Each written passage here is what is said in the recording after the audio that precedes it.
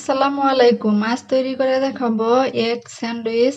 আর এই স্যান্ডউইচটা সহজে ঘরে কি করে তৈরি করা যায় আজকে দেখাবো। চলুন তাহলে দেখে নেওয়া যাক কি করে তৈরি করতে হয়। স্যান্ডউইচের জন্য এখানে একটা সিদ্ধ ডিম নিয়ে নিছি। এখন ভালো করে ঝোড়া করে নিব। স্যান্ডউইচের ভিতরের ফিলিং বা ভিতরের যে পুরটা দেওয়া হবে ওইটার জন্য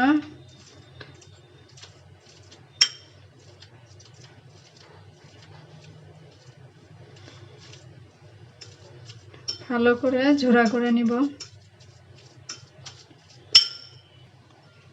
ডিমটা ভালো করে ভেঙে ঝোড়া করে নিয়েছি। এখন এখানে দিয়ে দিব সবজি। এখানে শসা আর গাজর কুচি দুটো মিলে 1/3 কাপ, আর দিয়ে দিব মেয়োনিজ 1/3 কাপ, আর দিব 1 টেবিল চামচ চিলি সস, এটা সুইট চিলি সস, 1/2 চামচ কালো গোলমরিচের গুঁড়া, আপনারা চাইলে সাদাটাও দিতে পারবেন, 1 চামচ চিনি। এখন সবকিছু ভালো করে মিশিয়ে নিব।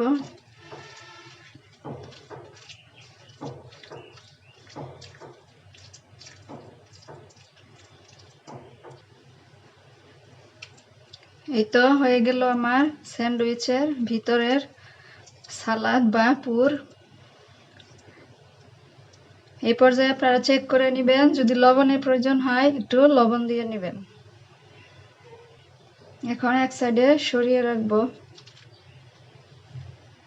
এখন স্যান্ডউইচের জন্য ব্রেড রেডি করে নিব বা পাউরুটি। সাইডের যে ব্রাউন অংশ থাকে এখন কেটে ফেলা দিব।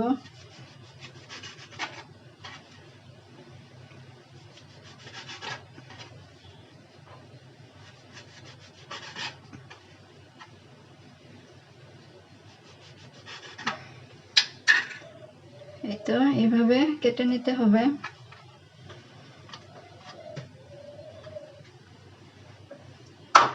এখন আমরা যে সালাদটা রেডি করে রেখেছিলাম এখন দিয়ে দিব।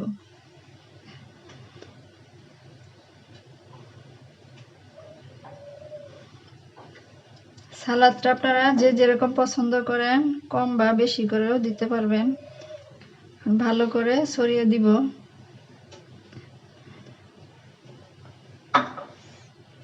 এখন এর উপরে আরেকটা ব্রেডের স্লাইস দিয়ে দিব।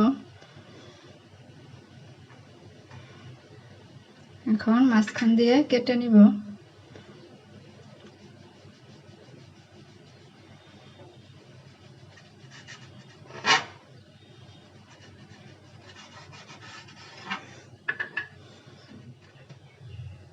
এই তো হয়ে গেল আমার খুবই মজার স্যান্ডউইচ।